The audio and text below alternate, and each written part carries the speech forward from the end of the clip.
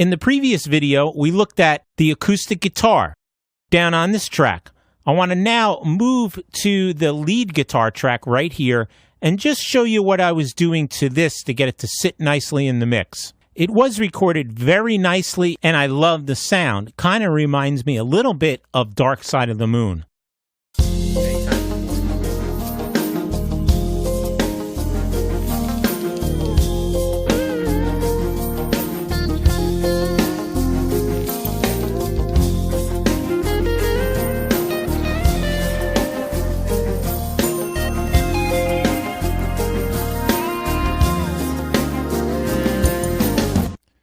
Just move to this section and over to the end.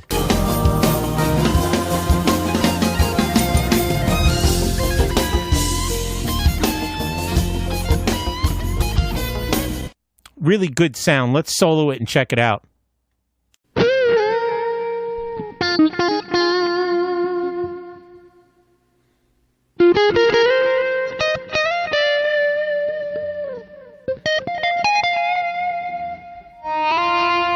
I think at the end it gets a little more distorted.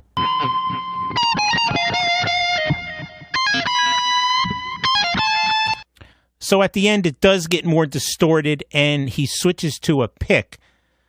In the beginning it's a little less distorted and it sounds like he's plucking it with his fingers, but it's a really cool sound. Not doing too much to this, let's bring up the compressor. This is a 1176 clone made by Bomb Factory, a BF76. 4-to-1 ratio, long release, slow attack, so it doesn't really hurt the attack of the guitar. Let's see what I'm doing. And this is a, emulation of an 1176, so there's no threshold. There's an input and output control.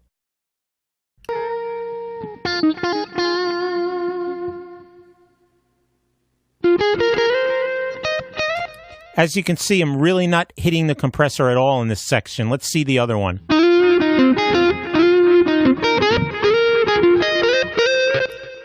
Couple of dB reduction in that section.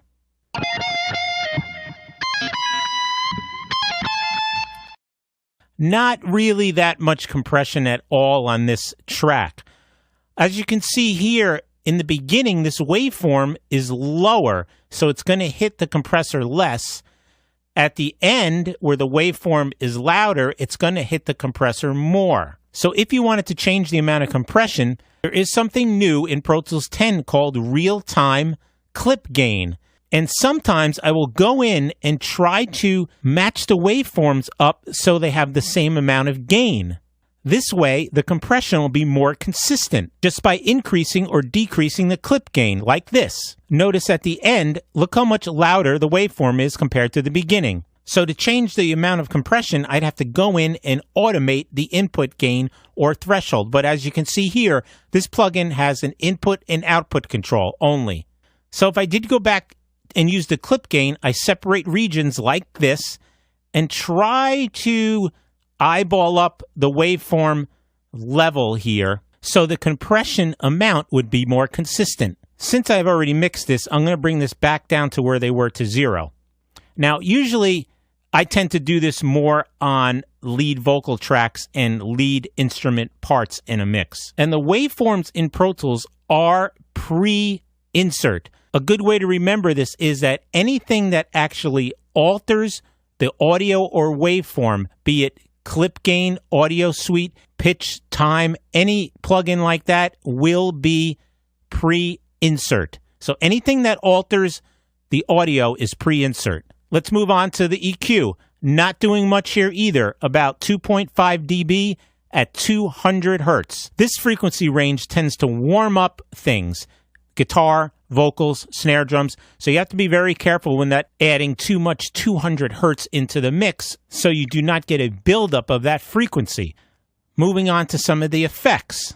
Delay, little bit of the stereo delay that we set up earlier in the mix up here at the aux inputs.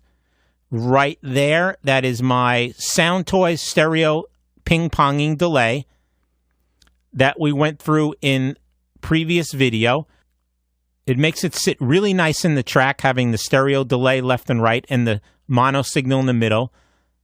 Down to the reverb, just a little bit of that EMT plate that we set up earlier.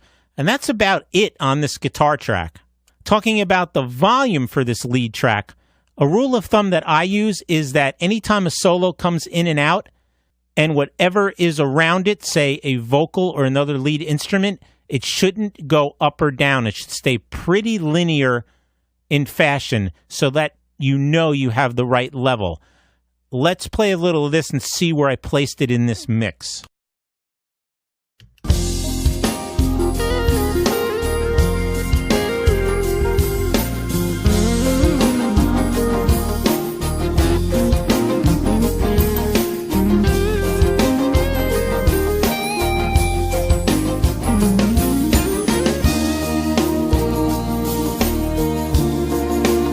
We did mute the lead vocal in the previous video, so let me go back and make that track active.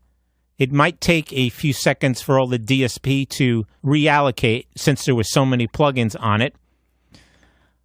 Let's see, it's doing its thing. Okay, some of the inserts cannot be made active. Let's not worry about that right now. Let me go back down to the lead guitar track and play it now and see how it goes into the vocal.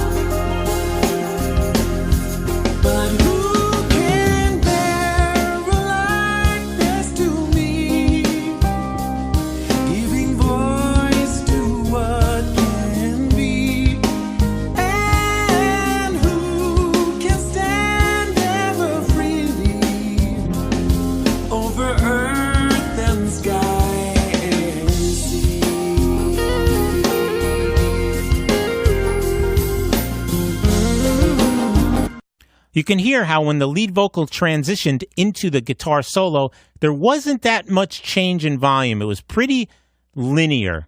It could have been a hair louder, the guitar solo to the lead vocal, but it still felt pretty good.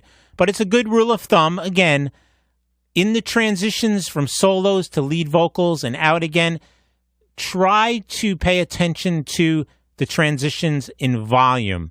But you have to look at what you balanced first. What I do is I get a relative level for the lead vocal where it sits pretty nice, get a relative level for the guitar solo where it sits pretty nice, and go from there. And then turn on the automation and fine-tune it and try to get nice transitions between the parts. That's pretty much it for the lead guitar on this track.